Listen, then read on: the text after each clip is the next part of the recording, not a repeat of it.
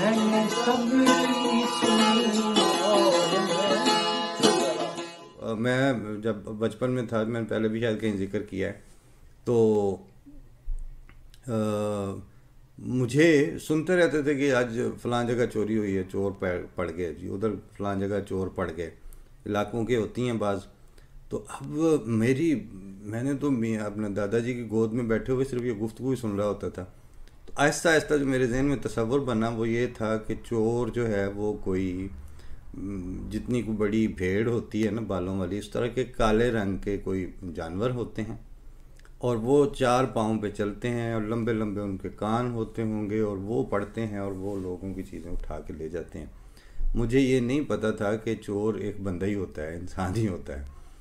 अच्छा, तो मैं उसको एक साल 2 साल या कितना अर्सा मेरे जहन में यही तसव्वुर था, और मैंने जब भी लोग नहीं होते थे तो मैं अपने दादा के साथ वो जो बचगाना सवालात होते हैं चिट चैट वाले छोटे छोटे, तो उसमें पूछता था ये चोर किमें दे होंदे ने चोर। अब वो मुझे बताते, कोशिश तो करते थे कि चोर बंदे ही होंदे ने, लेकिन मैं कहूँगा अगर वो बंदे होते हैं फिर चोर कैसे होते हैं।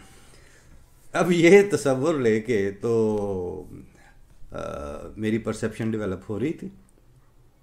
एक दिन हमारा वो जो काम करने वाला होता था मियाँ जी के साथ खेतों में, वो भागा भागा घर आया, तो वो कहते हैं मतलब उठा के, उम्र इतनी थी कि वो टोर के नहीं, वो चुक के ले जाना। तो वो मियाँ जी कह रहे हैं ताहिर को लाएं ज़रा, खैर मेरी वालदा ने मुझे दिया उसको, तो वो ले गया मुझे डेरे में। तो मियाँ जी ने बिठा के उसी तरह गोद में, तो कहते हो तू आंदा था चोर वेखने, मैं कहा जी जी जी जी चोर कितने नहीं। तो वो एक बंदा था जो उसकी जमानत हुई थी, वो अगले गांव का था, तो वो चोरी के केस में ही था। तो वो वापसी पे हमारे डेरे में हुक्का शुक्का होता था, तो वहाँ रुका हुआ था। तो केस की चूँकि नोयत का पता था, वैसे भी उसका ये पेशा पर चोर था, तो लेकिन उसका जो हुक्के पे बैठना और राह चलते पानी शानी चाय वाय जो भी उस वक्त ज़रूरत होती है उसका, तो डेरे का तो उसका इस्तेकाक था ही ना। और उसमें गपशप भी लगनी, तो उसको कोई ऐसा भी नहीं होता कि जो चोर है तो उसको कहो तुम नीचे बैठ जाओ या तुम करीब ना हो, वो सारे इसी तरह चलते हैं, मुआशरे का हिस्सा होते हैं। तो मुझे कहते हैं तुम चोर देखना जी, मैं कहा जी, कहते हैं बेटा ही। तो मैंने कहा ये तो नहीं है, ये तो बंदा है। अब जब लंबा अरसा आपकी परसेप्शन जो हैं वो किसी असातीरी ज़ुबान पे डाल के और फिर उसी के मफाहिम आपको सुना सुना के लहक लहक के, तो आप इस बात पर एक तरह से बिल्कुल एडजस्ट हो जाते हैं कि अजाब वो होता है कि अचानक बैठे बैठे दर दर दर दर दर जो पत्थर टिकन लगे, छत्तां सिरते आप ही हैं, तो होता होगा ये भी। लेकिन अजाब की तो हज़ार हा शक्लें हैं और सवाब की भी हज़ार हा शक्लें हैं। और दूसरी बात यह है कि वो हर दौर के साथ मैचिंग होता है।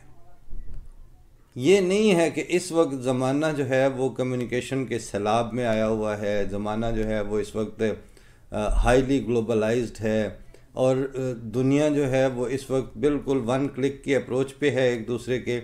और अब अजाब की शक्लें जो आप हैं वो पुराने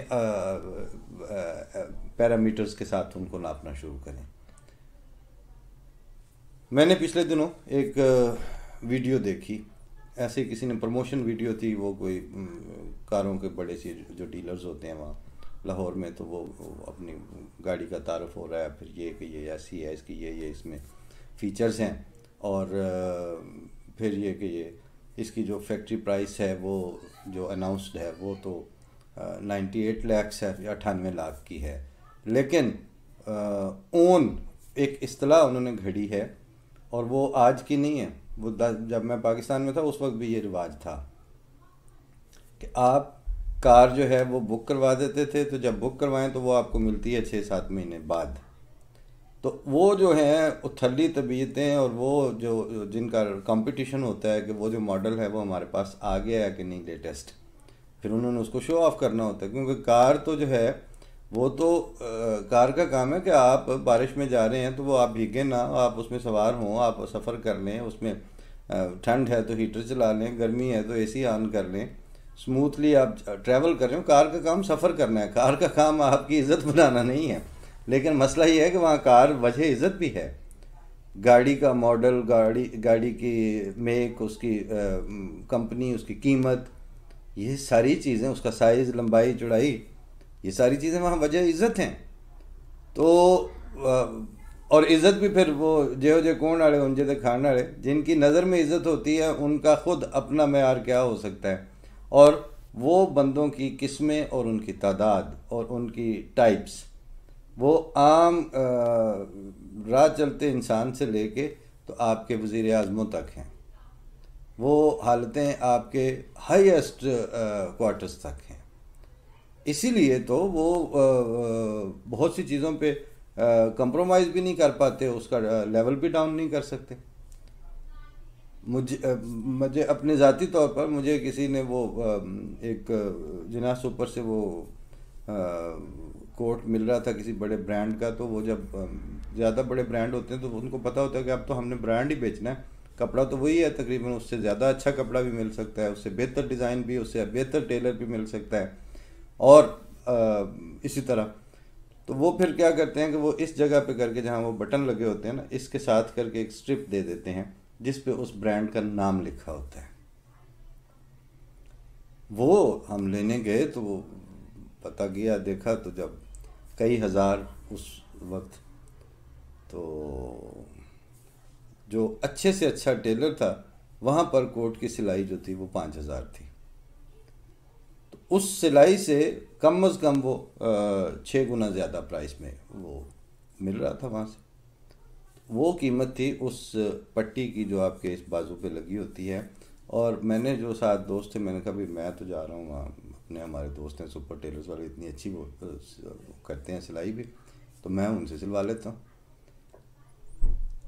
नहीं वो थे बस वो दोस्त, एदी गल हो रही। मैं कहा एदी गल की है, पता तो चले। इसकी बात यही है कि ये ताहिर अहमद भट्टी को बैकग्राउंड में ले जाके, तो ये जो स्ट्रिप लगी हुई है ना यहाँ पे इसके ब्रांड की, ये फोरग्राउंड में आएगी। तो मैं अपनी ज़ाती हैसियत में क्यों ना जिंदा रह लूँ, और दूसरा ये है कि मैं इनका बिल बोर्ड क्यों बनूँ। और अल्लाह अज़ल के आस दूसरी हमारी ज़ाती मईशत भी कि ये एक कोट जो है वो मैं इतने का लेके उसके बाद बाकी खाएंगे क्या, ज़रूरतें और भी बहुत सारी हैं। तो वो जो एक मुतवसत हालत है उसमें अपने आप को ब्रांड्स के कॉम्प्लेक्स में ना डालना, उसके लिए हमने बहुत बचपन में एक फ़िक्रा सुना हुआ था, सो तुम गैर कौमों की रीस मत करो। रब्वा में ये कहीं लिखा हुआ भी नज़र आ जाता था, और वैसे सुनते भी थे, अल-फज़ल आता था तो उसमें भी इस तरह की सेइंग्स मिल जाती हैं। सो तुम गैर कौमों की रीस मत करो। अब ये जो रीस का फिनोमेना है, ये असल में आपको उसमें डाल देता है कि गाड़ी की कीमत तो 98 लाख है। अच्छा, वो फिर वो बता रहे थे कि जी 12 लाख इस पे तकरीबन ओन पे करें। ओन का मतलब है कि वो ऐसी प्राइस है जो आप अदा कर दें तो गाड़ी आपको फ़ौरन मिल जाएगी जो पहले से ख़रीदी हुई है। अब मैं वो तो खैर मैंने वहाँ से जाके कौन सा वो लेनी और वहाँ पे, लेकिन मैं वहाँ की पब्लिक को जो मार्केटिंग और प्रोवाइड करने वाले जो इदारे हैं और प्रोड्यूस करने वाली कार फैक्ट्रीज़ और फिर हुकूमत जो उसके ऊपर बैठी हुई है, इनके दरमियान एक अजीब सी वो लाइन डेवलप हुई जो मैं इस वक्त पेश करना चाह रहा था कि 98 लाख की गाड़ी आपको 1 करोड़ 10 लाख की मिलती है, यानी आलमोस्ट 10% से ज़्यादा उसकी कीमत में ज़्यादती है।